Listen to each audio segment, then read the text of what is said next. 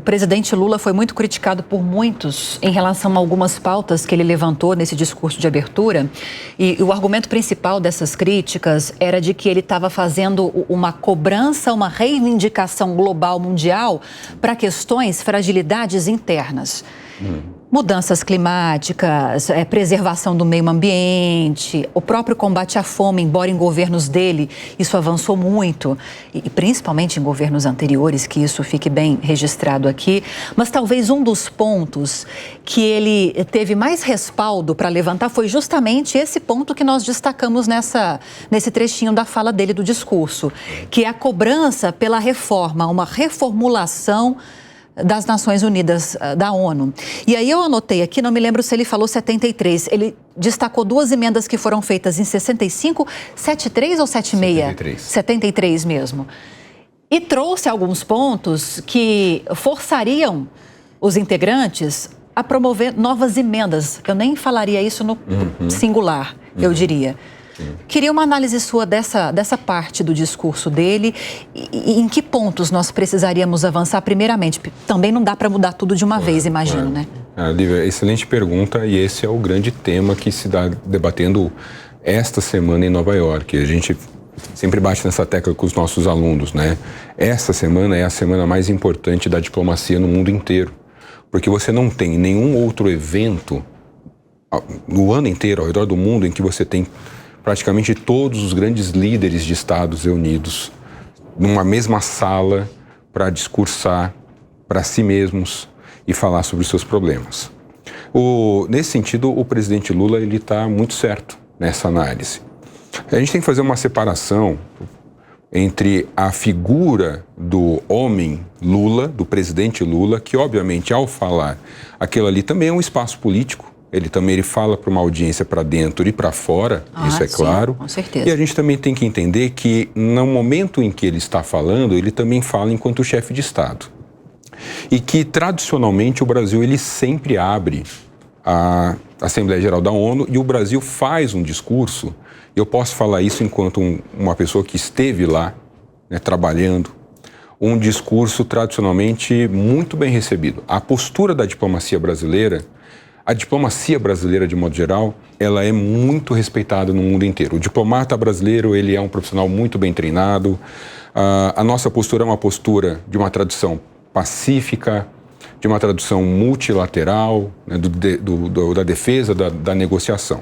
E o Brasil, ele tem um lugar de privilégio para falar, porque ele fala enquanto um representante do mundo em desenvolvimento. Então, quando eu ouço na mídia brasileira uma crítica à fala do presidente Lula, eu sempre fico com essa impressão de que a mídia brasileira, ela é dissonante com relação a grande parte da opinião pública ao redor do mundo. Porque em vários outros países em desenvolvimento, e até mesmo alguns países desenvolvidos, a gente está falando até de países europeus, falas como a do presidente Lula são muito bem recebidas. Se você cruza, antes dele falar, quem fala é o Antônio Guterres, que é o chefe, o secretário-geral da ONU. Né?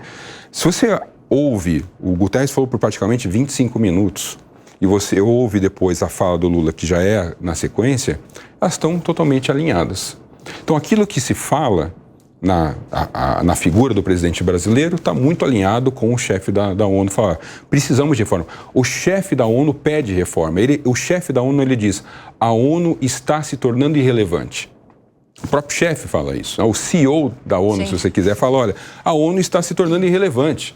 Se nós não fizermos uma reforma, a ONU não tem mais sentido de existir. Né? Então, nesse sentido, ele está correto. Por exemplo, quando a ONU é criada, e ele menciona isso nesse trecho que a gente acabou de ouvir, eram apenas 50 e poucos países que criam a ONU. A maioria deles países europeus, né, liderados pelos norte-americanos. Hoje nós somos 193 países. Então, do ponto de vista representativo, muita coisa mudou. Na África, quando a ONU é criada, apenas 4 países faziam parte da ONU. Todo o restante do continente africano era uma colônia de países europeus. Hoje, a África são 54 países independentes, que se você parar para pensar, então, 1/4 das Nações Unidas é somente um continente que não tem representatividade Sim. dentro das Nações Unidas. Então, isso precisa mudar, urgente. Existem outras questões, Lívia, que são de questões procedimentais e metodológicas. Precisa haver uma reforma do Conselho de Desenvolvimento Econômico e Social. Lula propõe isso também. Isso é necessário. Tem detalhes disso depois. Isso é necessário que haja, dos trabalhos, da forma em que se faz o financiamento. É preciso que haja uma grande reforma do sistema financeiro, da qual faz parte da ONU. A gente está falando de Banco Mundial e de Fundo Monetário Internacional. FMI e Banco Mundial fazem parte do sistema ONU, precisam mudar radicalmente a estrutura, quem é cotista. Porque funciona da seguinte forma, né? Eu sou um país rico, eu ponho dinheiro lá dentro e aí eu tenho um poder de voto para onde vai esse dinheiro, em que eu escolho, eu consigo influenciar alguma das escolhas de quais são os projetos que serão financiados. Isso faz com que muitas vezes você não financie de fato aquilo que precisa e você vai financiar projetos que favorecem empresas do seu país. Mudança climática precisa mudar radicalmente. Conselho de Segurança, são 15 países. 5 com poder de veto. Estados Unidos, Rússia, China, França, Reino Unido. Qualquer um desses 5, se promovem alguma atrocidade, se promove um crime de guerra, se estão alinhados com algum tipo de genocídio, não podem ser investigados. Porque eles, com poder de veto, eles vão lá e impedem a investigação junto à Primeira Corte coisa que vão fazer, né? E pronto. Então, assim, isso precisa acabar. Então, o poder de veto já é, por si só, uma questão, no mínimo, polêmica. Por que ele continua existindo? Por que você acha que ele continua? O poder de veto? Oi? Eu não sou contra. Não, o poder de veto da forma como ele existe. Por exemplo, Sim. O poder de veto, o país, ele vetar que ele seja investigado, isso é uma abominação. Ah, não, isso sim. Isso não poderia mas eu acho que um poder de veto mais bem distribuído sim. é necessário. Não, eu não Talvez sou contra. com outro conselho de segurança. Exatamente. Eu não sou contra o poder de veto, inclusive voltando para aquilo agora porque o Guilherme falou, o poder de veto é provavelmente o que impediu uma terceira guerra mundial. Sim. Ponto. A concordo. Natália também falou sobre isso. Concordo com vocês. Agora, então não é o fim do poder de veto, mas é você colocar limitações. Sim. O poder de veto não pode ser o direito a fazer tudo. É isso que acontece hoje. Então, esses países, eles abusam desse poder de veto. Quando você começa a observar a tendência da Guerra Fria, você olha a tendência de votação, Estados Unidos e Rússia simplesmente iam vetando todas as iniciativas de investigar atrocidades promovidas ou por eles ou por seus aliados. Você olha hoje, acontece a mesma coisa. Então, às vezes, os Estados Unidos veta, então precisamos investigar Israel. O pessoal está falando aqui, né, sobre abusos por parte. Os Estados Unidos vai lá e veta. Precisamos investigar alguns aliados dos franceses. Os franceses vão lá e vetam.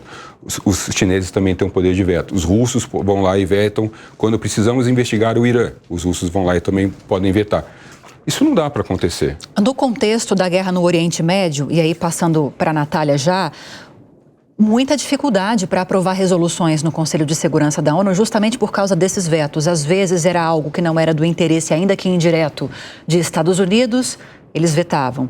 Às vezes não era de interesse de uma outra nação que está nesse escopo de 5 países, havia um veto também. Nesse caso também é de se discutir esse poder do veto ou para você nesse caso faz sentido, Natália? Olha, é difícil a gente pensar desses países abrindo mão do poder de veto. Porque aí a gente está pensando na questão do equilíbrio de poder. Né? O que vai dar o equilíbrio de poder internacional, do meu ponto de vista, é uma visão bem realista, vamos dizer, né? Quando a gente pega, é o poder de veto. Então, assim, embora eu acredito que não poderia ser um poder de veto não só de uma nação. Talvez em casos de conflito seja necessário você ter uma aliança, 2, 3, que tenha capacidade para vetar uma investigação de uma guerra, né? Para você ter uma negociação maior ali dentro desse conselho. Lógico que teria que ser um conselho ampliado. Falar de um conselho de 5 países somente, pensar em aliança, não. Né? Mas se a gente tivesse um conselho com 15, 20, e aí, para exercer um poder de veto, como no caso de Israel, você teria que, né, ter uma amarração. Então, para isso ser de fato vetado, vai ter que ter pelo menos, não sei, maioria simples, né, do conselho para vetar ou não. Então, você teria uma reorganização da forma de estruturar esse poder, né? Mas você conseguiria manter, em certa medida, a ideia de equilíbrio de poder. Né? Então, algumas nações sabem que elas vão poder exercer, em algumas questões que elas têm interesse econômico, políticos maiores e tem aliança maior, exercer uma maior influência, né, do que outras nações. Mas vão ter que o quê? Casar com Alguém. Vai ter que negociar. É um arranjo complexo, mas eu acho que seria um arranjo... É possível, embora complexo? Eu acho que é necessário, né, mudar Necessário o arranjo. sim, mas possível, pensando nos interesses tão diversos hoje das nações, dá para se chegar a um consenso nesse sentido? Eu acredito que a gente já tem, por exemplo, né, França, Reino Unido e Estados Unidos, em muitos momentos, atuando dessa forma. Né? Às vezes os Estados Unidos ele fala, eu não vou vetar para não ficar mal, vai lá o Reino Unido e veta. Mas talvez, né, teria que os três vetar para algo acontecer.